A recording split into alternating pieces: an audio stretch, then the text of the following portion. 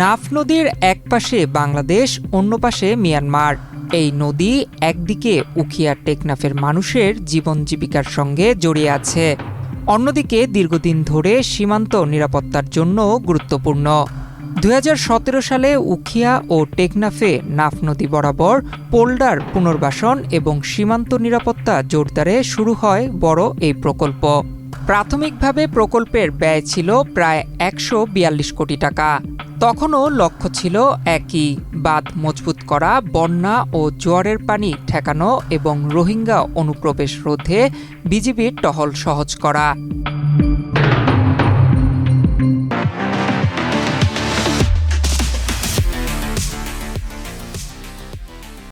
2018 সালের প্রতিবেদনে বলা হয়েছিল, প্রাকৃতিক দুর্যোগে ক্ষতিগ্রস্ত নাফ নদীর তীরের বাঁধে যানবাহন নিয়ে বিজিবির টহল দেওয়া কঠিন হয়ে পড়েছে। তখন বাঁধ প্রস্তুত ও উঁচু করার প্রয়োজনীয়তার কথা বলা হয়েছিল। আজ প্রায় 1 দশক পরও প্রকল্পটি পুরোপুরি শেষ হয়নি। বর্তমান প্রকল্পের ব্যয় বেড়ে হয়েছে 415 কোটি 58 লাখ টাকা। সরকারি তথ্য অনুযায়ী কাজের অগ্রগতি 53.68%। প্রকল্পের আওতায় রয়েছে বন্যা নিয়ন্ত্রণ বাঁধ পুনর্বাসন, পানি নিষ্কাশন, অবকাঠামো নির্মাণ, খাল পুনর্খনন, বাঁধের ওপর সড়ক নির্মাণ, ব্রিজ ও কালভার্টসহ বিভিন্ন কাজ। কিন্তু পানি নিষ্কাশনের একটি গুরুত্বপূর্ণ অংশ সুইচ গেট নির্মাণ নিয়েই এখন আপত্তি স্থানীয়দের। তাদের দাবি, সুইচ গেটের পরিবর্তে ব্রিজ নির্মাণ করা হোক। যাতায়াতের জন্য যদি সে সুবিধা হয়, আমাদের ঘর বাড়ি রাস্তাঘাট স্কুল কলেজ নিরাপদে থাকবে, কিন্তু পানিতে প্লাবনিত হবে না। পানিলে কষ্ট, পানি গলে ঢুকিয়ে ধান শ্বাসের জমি নষ্ট হয়ে যাবে। এখানে সব কিছু মানে ডুবে যাচ্ছে, মানে মানুষের হাঁটাফেরা চলাফেরা খুবই কষ্ট হচ্ছে।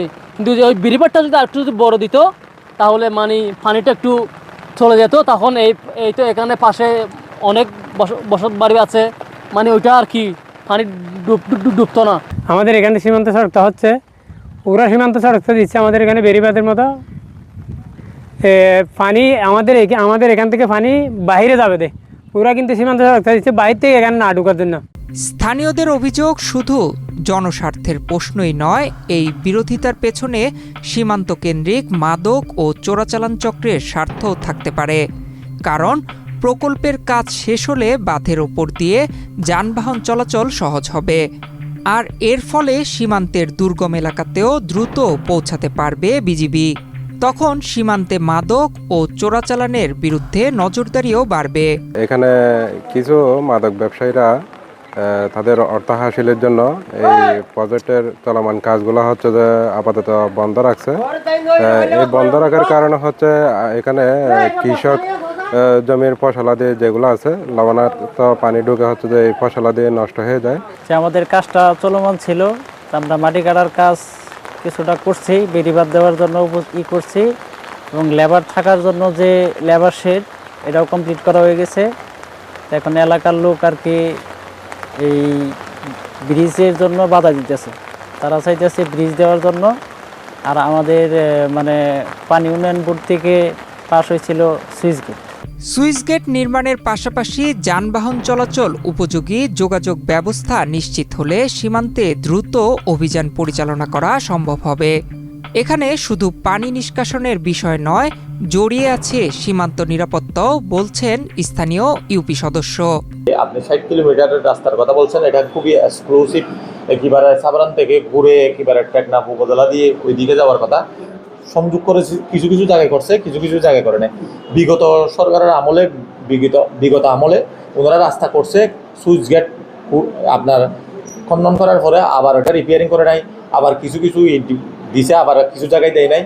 এই জায়গাগুলো যদি খুবই স্ট্রংলি করা হয়, যেভাবে বাজেট আছে ওইভাবে যদি করা হয়, সেক্ষেত্রে বিজিবি বলেন, আপনার কোস্টগার্ড বলেন, নৌবাহিনী বলেন, পুলিশ বলেন, সব ক্ষেত্রে 5 মিনিটের ভিতরে ওনারা গন্তব্যস্থানে যেতে পারবে। এদিকে ঠিকাদারদের বিরুদ্ধে নয়, যারা এস্টিমেট করেছে তাদের দোষারোপ করছেন স্থানীয় চেয়ারম্যান। ঠিকাদারের দোষ দেখতেছি না, যারা প্রাক্কলন তৈরি করছে, যারা এস্টিমেট করছে, আমি দোষ দিচ্ছি তাদেরকেই।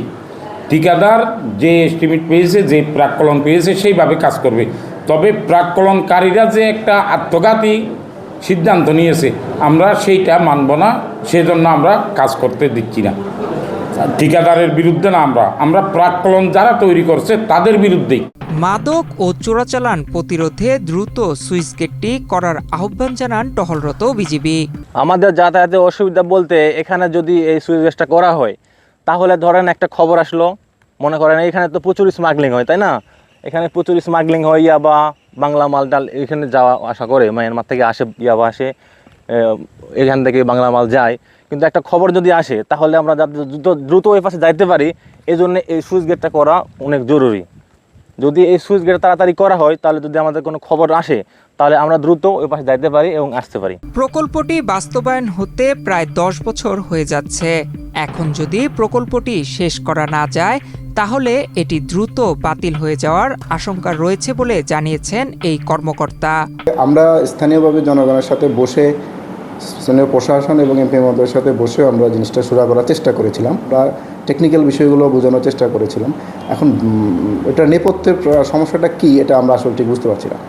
যদি এটা সমাধান না করা যায়, তাহলে প্রকল্পের মেয়াদ অলমোস্ট আপনার 10 বছর হয়ে যাচ্ছে। তো এটা যদি অথরিটি মনে করে যে প্রকল্পটা টাইম এক্সটেনশন করবে, তাহলে হয়তো আবার সামনে যাবে। আর যদি মনে করে যে না, যে পর্যন্ত কাজ হয়েছে এ পর্যন্ত সমাপ্ত করার জন্য আমাদেরকে যদি ব্যবস্থা করার জন্য বলে, তাহলে আমরা এ পর্যন্ত সমাপ্ত করার ব্যবস্থা করব। প্রায় 1 দশক আগে যে প্রকল্পের শুরু হয়েছিল সীমান্ত নিরাপত্তা ও রোহিঙ্গা অনুপ্রবেশ ঠেকানোর লক্ষ্য নিয়ে, আজ সেটি বাস্তবায়নের শেষ পর্যায়ে এসে পড়েছে নতুন প্রশ্নের মুখে। প্রকল্পের কাজে আপত্তির পেছনে কি সত্যি স্থানীয় স্বার্থ, নাকি সীমান্তের মাদক ও চোরাচালান চক্রের কোনো প্রভাব রয়েছে? প্রায় 416 কোটি টাকার এই প্রকল্প শুধু একটি বাঁধ নয়, এটি উখিয়া টেকনাফ সীমান্তের ভবিষ্যৎ নিরাপত্তার সঙ্গেও জড়িত রয়েছে বলে জানিয়েছেন সংশ্লিষ্টরা। নয়ন বিশ্বাস, বাংলাদেশ প্রতিদিন।